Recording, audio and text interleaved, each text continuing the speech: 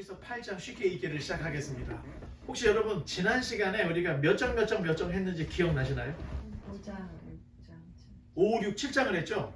자, 패턴이 5장을 한 다음에 바로 어디로 건너갔죠? 7장으로 건너갔죠. 그리고 6장을 마무리했는데 그 이유가 6장의 내용이 거의 5장에서 7장 사이에 삽입이 된 것 같은 느낌이 들어서 건너뛰고 했더니 전혀 이상이 없었죠. 자, 이런 것들은 사실 성경 한두 번 읽어갖고는 알아지는 게 아닙니다. 그래서 때로는 성경을 가르쳐 줄 수 있는 이런 가이드가 꼭 필요하다 이렇게 생각할 수 있고, 저도 저절로 아는 게 아닙니다. 수많은 학자들이 썼던 논문들, 그 다음에 주석류, 코멘터리 이런 거 보면서 저도 연구를 해서 하는 거라서 뭐 제가 특별히 뭐 여러분보다 뭐 머리가 좋거나 뛰어나서 그런 게 아니고 시간을 더 많이 썼고 여러분보다 먼저 진입을 했기 때문에 여러분들에게 이제 이런 이야기를 하는데, 이 얘기를 하는 것은 얘기 있죠. 너희가 예수 믿은 지 오래됐음에도 불구하고 아직도 초등학문에 있느냐 이런 얘기를 했었잖아요. 여러분들을 잘 알아야 돼요. 저는 이제 나이가 들어서 리타이어를 하면 여러분들이 이 자리를 계속해서 이끌어 나갈 수 있는, 우리는 교회 문화에 젖어 있으면 안 됩니다. 하나님의 말씀에 붙잡혀서 다음 세대들에게 계속해서 말씀을 전하고 또 가르칠 수 있는 이런 사명이 있다는 것을 여러분들이 꼭 기억을 해야 됩니다. 자, 5, 6, 7장 이 세 장을 통해서 우리가 아론 계열의 제사장이 아닌 신비의 베일에 쌓여있는 멜기세덱 계열의 영원하신 대제사장이 계신데 그분이 바로 예수 그리스도다. 자, 이런 것들을 우리가 지난 시간에 살펴보았습니다. 그리고 사실은 오늘도 8장과 9장을 해야 됩니다. 그런데 지난 시간에 3장을 했더니 나도 힘들어. 정말 며칠을 정말 쉬지를 못하고 계속 연구를 하고 뭐 준비했던 기억이 나서 오늘은 사실은 연결이 8장 9장을 해야 되는데 오늘은 8장만 하려고 합니다. 그런데 8장 9장이 이야기하고 있는 것은 영원한 대제사장이신 예수 그리스도가, 자, 그분이 뭘 했느냐, 뭘 섬겼느냐, 자, 이런 내용들을 담고 있습니다. 그래서 대제사장이 되신 그리스도의 섬김, 대제사장이신 그리스도의 직무의 우월함, 이런 것들을 이제 8장 9장에서 나눌 건데, 그러다 보니까 8장은 그냥 한마디로 요약을 하면 옛 언약과 새 언약을 딱 비교를 해요. 율법의 옛 언약, 그 다음에 복음, 그리스도를 통한 새 언약이 어떻게 다른가, 이제 이런 비교를 하고 있고, 다음 시간에 우리가 살펴볼 9장에서는 옛 제의, 제사장들이 어떤 일을 했는지, 그리고 새 제의, 예수 그리스도로 말미암아 우리 그리스도의 제의가 무엇인지, 자, 이런 이야기들을 하고 있습니다. 천상의 그리스도께서 이루실 최종적인 구원에 대해서 논증을 하고 있는데, 오늘은 8장까지만 보고 다음 시간에 계속 연결을 하겠습니다. 자, 그러면 8장 1절로 5절까지의 말씀을 보려고 하는데, 자, 제가 좀 읽으면서 좀 설명을 좀 해야 될 것 같습니다. 여러분들은 화면을 보시고 또 노트 필기 하시면서 이렇게 보시면 좋을 것 같습니다. 8장 1절에 멜기세덱의 반차를 쫓는 대제사장은, 자, 지난 시간에 죽지도 않고 바뀌지도 않고 흠도 없고 점도 없으실 뿐만 아니라 우리와 함께 한결같이 시험을 받으신 분이다. 그러니 저와 여러분들을 능히 도우실 수 있는 정말로 살아계신 생생한 대제사장이 바로 예수 그리스도인데, 그 예수 그리스도가 유대교에 있지 않고 그리스도, 이 기독교에 있다는 이야기를 지난 시간에 살폈습니다. 연결하기를 8장 1절에는 지금 우리가 하는 말의 요점은, 자, 이제 종합을 하고 있죠. 지금까지 멜기세덱의 영원한 대제사장이신 그 그리스도에 대한 이야기를 하면서 지금 우리가 하는 말의 요점은, 자, 이제 정리를 해나가죠. 이러한 대제사장이 우리에게 있다는 것이다. 자, 그는 하늘에서 지극히 크신 이의 보좌 우편에 앉으셨으니, 자, 지극히 크신 이가 누구죠? 하나님. 2절에 성소와 참 장막에서 섬기는 이시라. 자, 성소와 참 장막이 어디죠? 하늘나라를 얘기하는 거예요. 이 장막은 주께서 세우신 것이요. 자, 누가 세워? 주님께서 세우신 것이요, 사람이 세운 것이 아니라는 거예요. 자, 이게 굉장히 독특해요. 히브리서 저자는 천국, 즉 우리의 영원한 본향인 천국을 하나님 하늘의 성소와 참 장막이라고 이렇게 표현하고 있는 거예요. 자, 예수님은 하나님 우편에 앉으심으로 하늘의 성소를 섬기는 분이라고 설명을 이렇게 하고 있습니다. 신앙의 세계관이 굉장히 고차원적인 거야. 자, 지금 우리에게 당시 사람들에게 성전이 있었죠. 자, 성전이 있기 전에 뭐가 있었죠? 태버나클, 성막이 있었죠. 성막이 솔로몬이 성전을 짓고 법궤가 성전에 안치되면서 이제 성전 시대가 됐는데, 자, 지금 이 세계관은 뭐냐면, 자, 너희가 보고 너희들이 경험했던 성막, 성전, 그거는 하늘나라의 성전과 성막의 모형과 그림자라는 걸 얘기하고 있는 거야. 그러니까 지금 우리가 살고 있는 이 땅에서의 예배, 지금 우리가 살고 있는 이 땅에서의 율법, 그리고 우리의 신앙의 고백, 당시에 성전, 이 모든 것들은 하늘나라의 모형이라는 걸 얘기하고 있는 거예요. 그리고 우리가 갈 영원한 본향인 천국은 하늘의 장막이라고 얘기를 하고 있는 거예요. 세계관, 지금 이 시브리서를 쓰고 있는 이 저자의 신앙의 세계관이 상당히 고차원적이라는 걸 알 수 있는 거예요. 자, 3절로 5절을 계속 보면 대제사장마다 예물과 제사 드림을 위하여 세운 자니, 그렇죠? 대제사장마다 하나님께 제물을 드리기 위해서 세운 자니, 그러므로 그도 무엇인가 드릴 것이 있어야 할지니라. 예수께서 만일 땅에 계셨더라면 제사장이 되지 아니하셨을 것이니 이는 율법에 따라 예물을 드리는 제사장이 있습니다. 자, 제사장이 있으니까 굳이 예수님도 제사장이 될 필요가 없지 않냐, 이 얘기를 하고 있는 겁니다. 5절에 그들이 섬기는 것은, 자, 제사장들이 섬기는 것은 하늘에 있는 것의 모형과 그림자, 모세가 장막을 지으려고 할 때 지시하심을 얻으심 같으니 이르되 삼가 모든 것을 산에서 네게 보이던 본을 따라 지으라 하셨느니라. 자, 말이 조금 어렵지만, 자, 지금 이 땅에서도 제사장들이 있었지? 근데 그러니까 예수님은 굳이 이 땅에서 제사장 정도로 사역하실 필요가 없다는 거야. 왜? 지금 너희들이 섬기고 있는 그 성전은 모세가 시내산에서 본 하늘 장막의 모형을 본떠서 만든 거라는 거야. 그리고 너희 인간 제사장들은 그림자, 모형밖에 되지 않는 거기에서 사역을 하고 있으니까 그리스도는 너희 제사장들과는 비교가 할 수 없다는 것을 이렇게 논리적으로 얘기를 하고 있다는 거야. 지금 지금 히브리서 저자의 어떤 이런 관점은 이게 종교적으로 굉장히 그 깊은 이야기들을 우리 하고 있습니다. 자, 이 땅에서의 성막이나 성전은 하늘에 있는 것의 모형과 그림자일 수밖에 없다. 시내산에서 이스라엘과 하나님과의 언약이 체결된 이후에 성막이 수여가 됐어. 성막이라는 것은 모세가 시내산에서 본 하늘의 장막을 본따서 지은 것이기 때문에 실체가 아니라는 거야. 그냥 모형과 그림자에 불과하다는 거야. 제사장들은 율법을 쫓아 이 땅의 성막에서 제사장의 직무를 수행하고 있는데, 이게 참된 직무일까요? 아니면 그림자나 모형에 지나지 않을까요? 그림자나 모양에 지나지 않는 거예요. 그래서 그리스도는 이 땅에서의 제사장이 아니라는 거예요.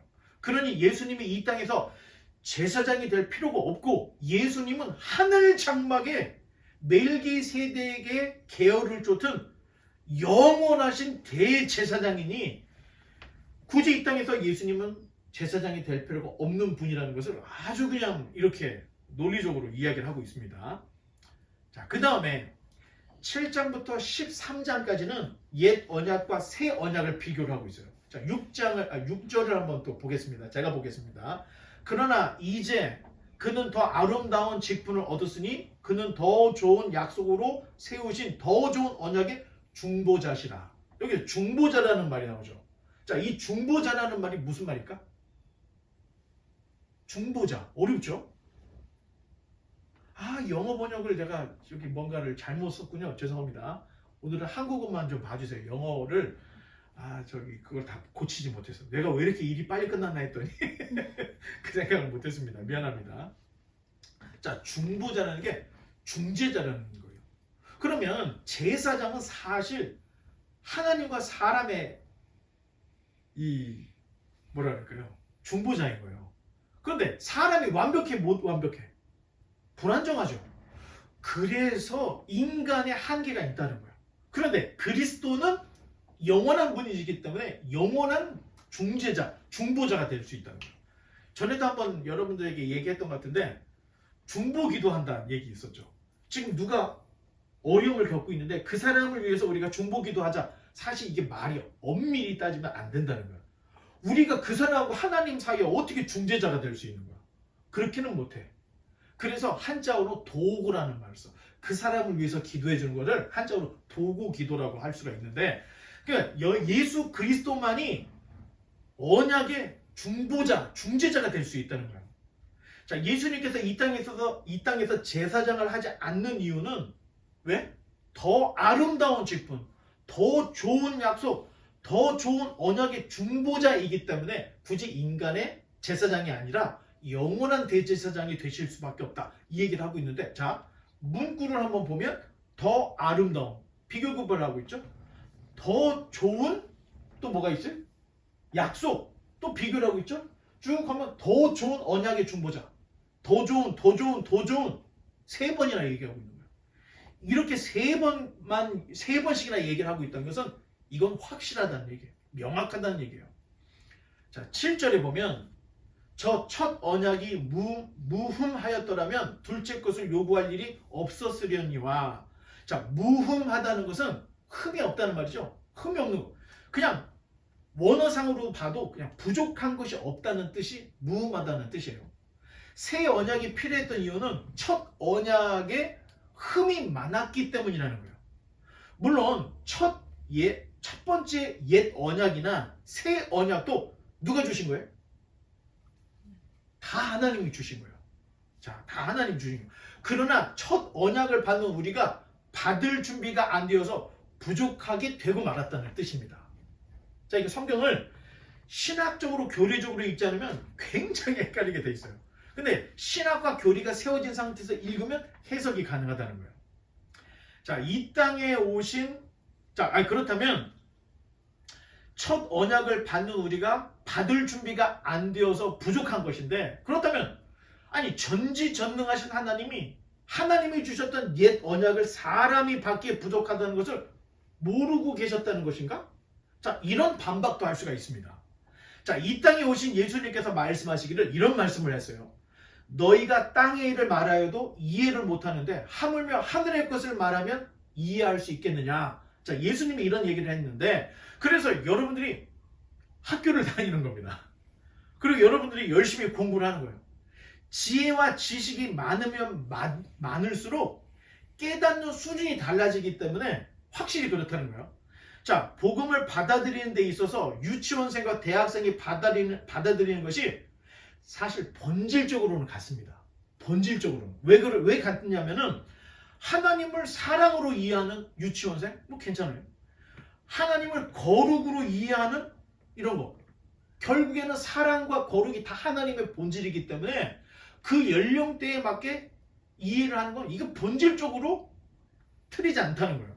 하지만 이 둘의 질적인 차이는 완전히 틀리다는 거예요. 대학생이 하늘이라면 그 유치원생은 땅밖에 되지 않는 수준으로 이해하는 거죠. 그러니 주님께서 우리가 듣고도 이해하지 못할 것이다 보니까 비유로서 말씀을 많이 하셨던 거예요. 비유로서. 그리고 예수님뿐만 아니라 성경도 그냥 하늘의 실제를 보여주고 믿어라 한 게 아니고 모형을 보여주시고 그림자를 보여주는 단계를 거치고 있더라는 거예요. 자, 성경의 기록 방식은 먼저 모형과 그림자를 주시고 그 후에 실체를 공개하는 방식으로 기록이 되어 있어요. 그래서 성경은 점진적으로 그 실체를 드러내는 이 점진적인 계시의 방식으로 기록이 되어 있다는 겁니다. 그러니까 처음부터 창세기부터 예수 그리스도를 말을 안 하는 거야. 처음에는 생명나무를 얘기를 해.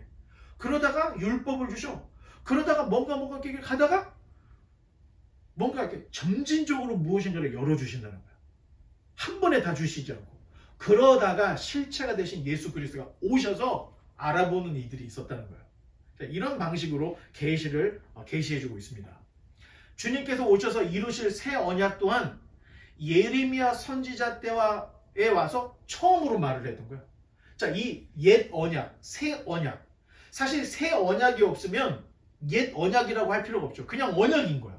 그런데 새 언약이 있기 때문에 옛날 언약이라는 의미에서 옛 언약, 새 언약으로 구분이 됐는데 이 구분을 언제 누가 했느냐? 예레미야가 처음으로 했던 거예요. 자, 그 이전까지는 새 언약이라는 말 자체가 구약 성경에 안 나와.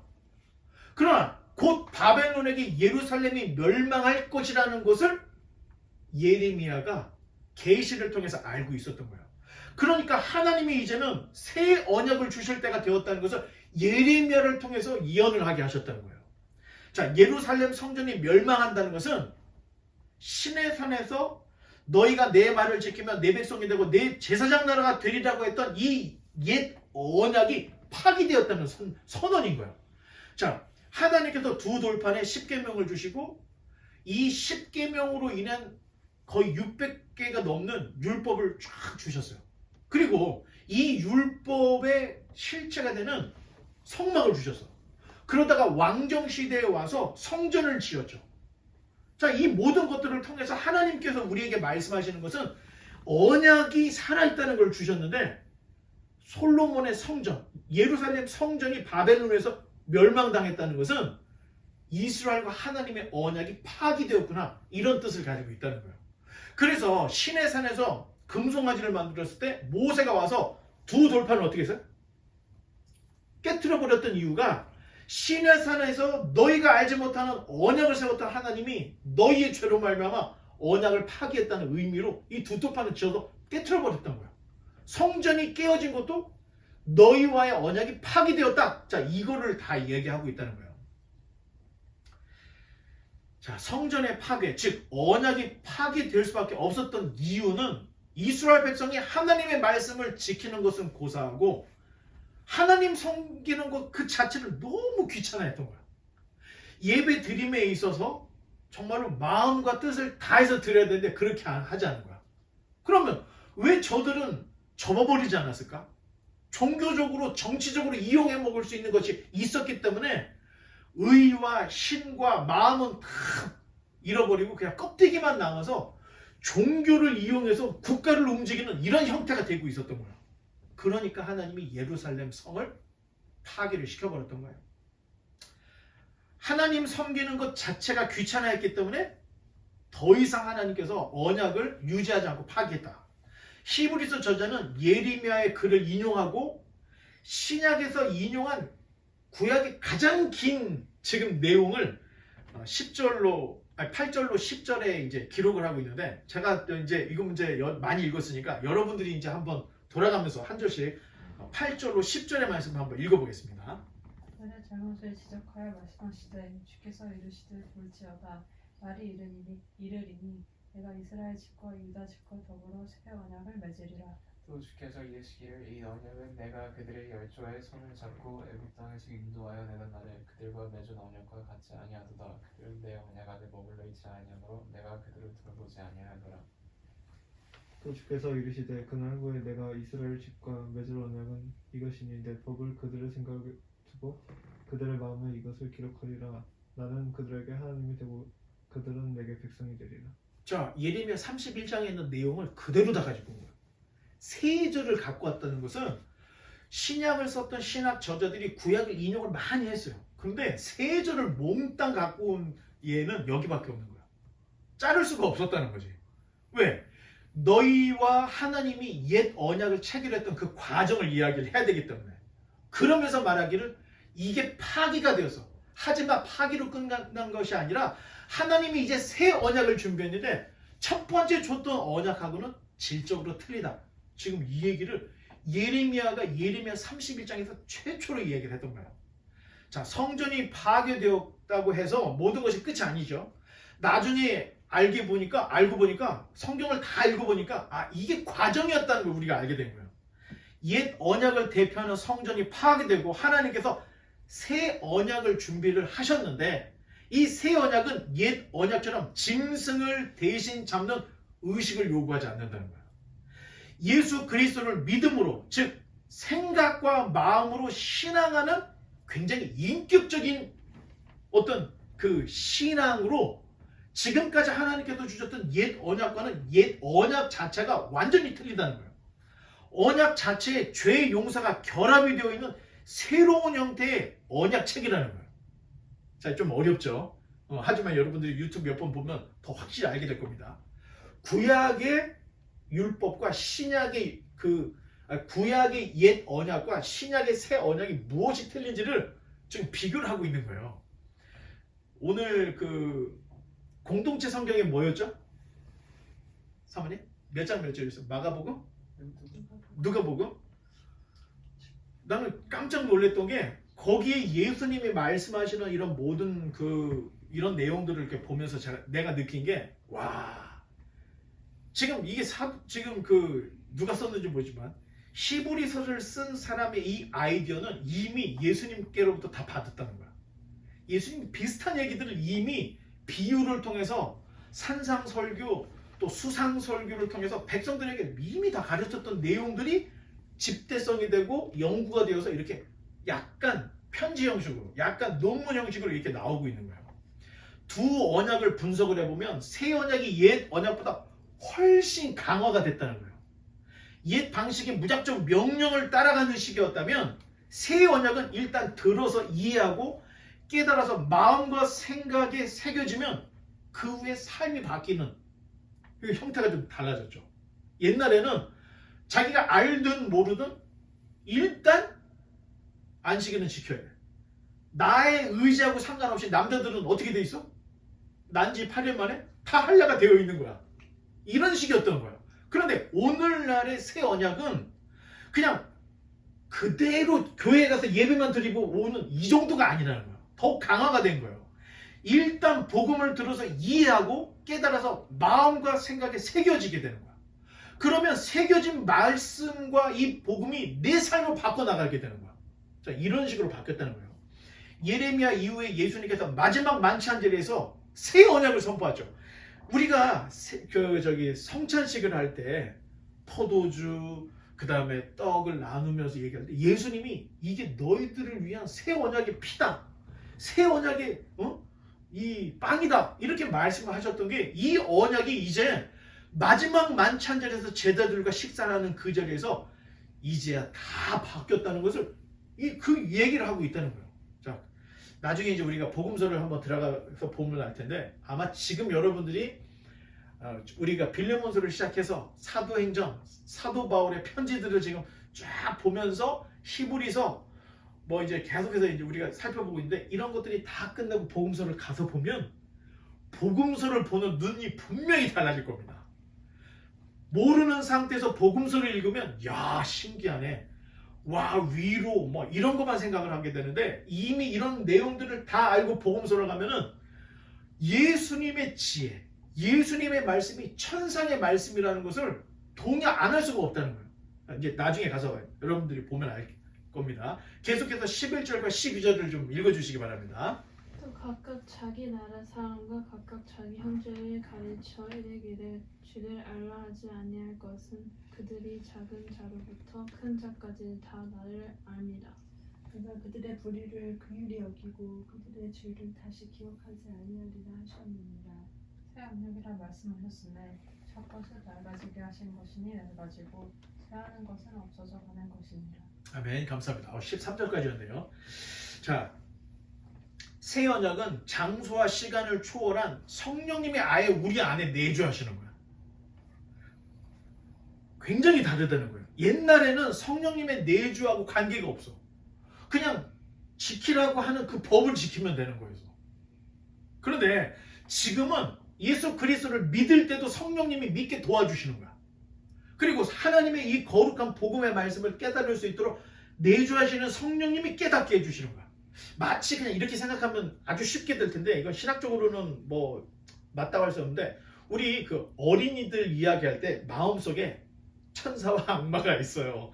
뭐 이런 거 많이 하잖아요. 그래서 좋은 일을 할 때는 막 천사가 박수를 치고 나쁜 일 할 때는 악마가 박수를 치고 막 이런 것처럼 내 안에 성령님이 와 계시는 거야. 내주하시는 거야. 그래서 나를 통해서 죄 짓지 못하게 하고 나를 정말로 하나님의 사람으로 적합하게 자꾸 인도해 주시는 거야.